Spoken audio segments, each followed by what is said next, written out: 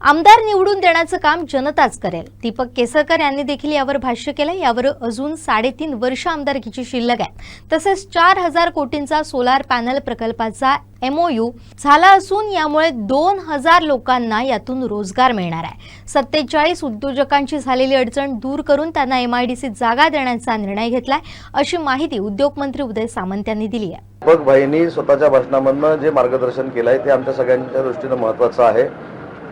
अजून आमदारकीला 3.5 वर्ष आहेत, त्याच्यामुळे ही चर्चा कार्यकर्त्यांची भावना असते की जे माझ्यासोबत काम करत असतात, जे अन्य पदाधिकाऱ्यांबरोबर काम करत असतात, तो पदाधिकारी त्यांना मोठं व्हावा अशी एक अपेक्षा असते। त्या भावनेतनं काही लोकांनी ॲडव्हर्टाईज दिलेले आहेत, काही लोकांनी भाषणं केली आणि त्याच्यावर आम्ही भाषणं करताना सांगितलं की नेत्याचा आशीर्वाद, नशिबाची साथ आणि मतदारांचा आशीर्वाद असल्याशिवाय कोणी आमदार बनत नाही।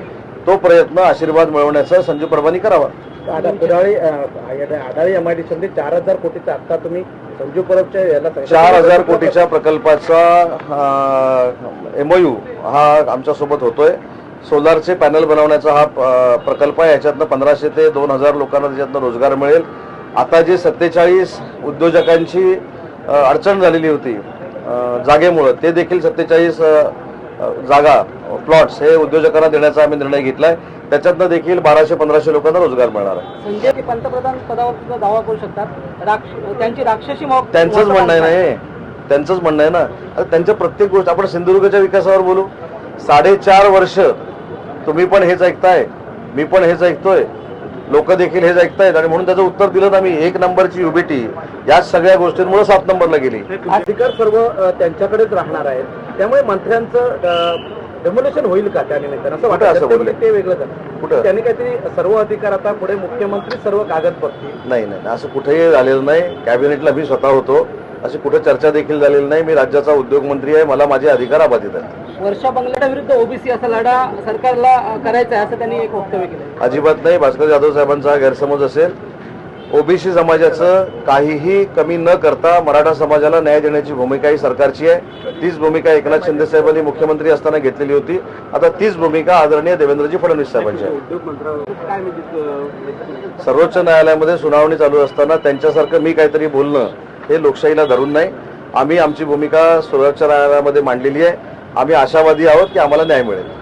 आणि निकालाची वाट न बघता पक्ष आणि चिन्हाचा लिलाव केला अशी टीका सुद्धा त्यांनी केली। नाही, हे ठीक आहे ना, हे ते गेले 4.5 वर्ष म्हणतात आणि मी त्याच्यावर जबाबदारीनं सांगतोय की ते संजय राऊत साहेब रोज अशा पद्धतीची पत्रकार परिषद घेतात म्हणून UBTचं अस्तित्व आहे महाराष्ट्राला, तुम्हाला, मला, पत्रकारांना जाणवतं। गेल्या 4-5 दिवसात सर्वोच्च न्यायालयाची शिवसेना आणि धनुष्यबाणाचा लिलाव केला अशा प्रकारची टीका त्यांनी केली।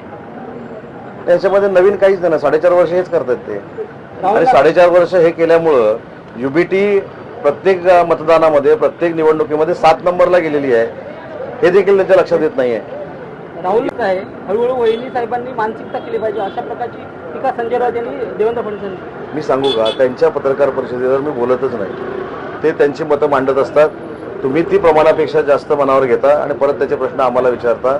मतदारांनी त्यांना गृहीत धरलेलं आहे, मतदारांनी त्यांना नाकारलेलं आहे। त्या पद्धतीनं आम्ही देखील त्यांच्यावर बोलणं म्हणजे त्यांना आहे त्याच्यापेक्षा मोठं करणं, अशा पद्धतीची राजकीय व्यवस्था होऊ शकते। एकनाथ शिंदे पोषण आहार बनवणारी जी यंत्रणा ही स्वच्छ असली पाहिजे, अतिशय चांगली असली पाहिजे आणि त्या पद्धतीने शिक्षण सभापतींनी मला आता सांगितलं ही प्रक्रिया त्यांनी ऑलरेडी सुरू केलेली आहे। तुकाराम मुंडेंनी ज्या पद्धतीने राज्यामध्ये एक वेगळं स्वच्छ याच्याबद्दल केलं, अन्नदायाच्याबद्दल, तोच मुद्दा आता विरोधक घेतील असं एक भीती सत्ताधाऱ्यांना वाटत नाही। हो, तुम्ही विरोधकांचा नका मनावर घेऊ। 90 निवडणुका जे हरलेत सलग काँग्रेसवाले, ते भाजप आणि शिवसेनेच्या सरकारला कसं काय फाईट देऊ शकतात? आम्ही जनतेमध्ये रुजलेलो आहोत, जनतेची कामं करणारे आहोत, सामाजिक कामं करणारे आहोत, विद्यार्थ्यांना, तरुणांना, तरुणींना रोजगार देणारं आमचं सरकार आहे, त्यांच्या अपेक्षा पूर्ण करणारं सरकार आहे। त्याच्यामुळे तुम्ही शंका देखील मनात आणू नका पण बोललं म्हणून। नक्षलवादी आहे, संविधानिक पदावर बसलेल्या व्यक्ती बोगस आणि भ्रष्ट असं संजय राऊत यांनी परत तेच। तुम्ही पण एवढे जिद्दी आहात ना की ज्या म्हणजे पत्रकार परिषदेवर आम्हाला बोलायचंच नाही, त्या पत्रकार परिषदेवर बोलल्यामुळे नाहक काही मंडळी मोठी होतात, त्याच्यावर मी कशाला उत्तर देऊ? साहेब तुम्ही आता जे काय आहे ते सर्वोच्च न्यायालयामध्ये सुरू आहे, जे काय आहे ते निवडणूक आयोगामध्ये सुरू आहे, ते सगळे विद्वान आहेत की नाही? आणि ते तर न्यायाधीश आहेत आणि न्यायव्यवस्थेवर आपला विश्वास असला पाहिजे। न्यायदेवता जो काही निर्णय देईल हा सगळ्यांना मान्य असला पाहिजे। व्यवस्था भ्रष्ट आहे असं ते म्हणतात। आता न्यायव्यवस्था भ्रष्ट आहे असं जर ते म्हणत असतील तर त्याचा थेट न्यायालयावर आक्षेप जातो, मग न्यायालयानं त्याच्यावर कारवाई करावी, सुमोटो कारवाई करावी। चाकण मुंबईवरून चाकण जवळ आहे, पण उद्योगमंत्री चाकणला जात नाही, फ्लाईटने फिरतात. कोणी सांगितलं तुम्हाला गेलो नाही? सुप्रिया सुळेंनी साहेब, आपण 6 दिवसापूर्वीचा प्रश्न विचारताय, त्याच्यानंतर मी चाकणला. त्याच्यामुळे उद्योग एक मिनिट, उद्योग खात्यावर आपण फार जुनी विचार प्रश्न धरून ऐका ना. 7 दिवसापूर्वीच आपण पण अपडेट राहिलं पाहिजे. नाही, 15 उद्योग खात्यावर ऑगस्ट म्हणून मी जाऊ शकलो नाही, 16 ऑगस्टला मी गेलो. त्याच्यामुळे आपण देखील आधुनिक जगामध्ये अपडेट राहिलं पाहिजे. आणि नुसतं गेलो नाही, 16 तारखेला मिटिंग घेतली आणि 17 तारखेला सकाळी त्यांना अपेक्षित असलेलं पत्र पण दिलं. त्याच्यानंतर त्यांच्या टीकेला कशाला मी हे करायचं? त्याच्यापेक्षा उद्योजकांनी जे सांगितलं ते महत्वाचं आहे मला, की उदय सामंतांनी जी मिटिंग घेतली ती सकारात्मक झाली आणि आमची शंका दूर झाली.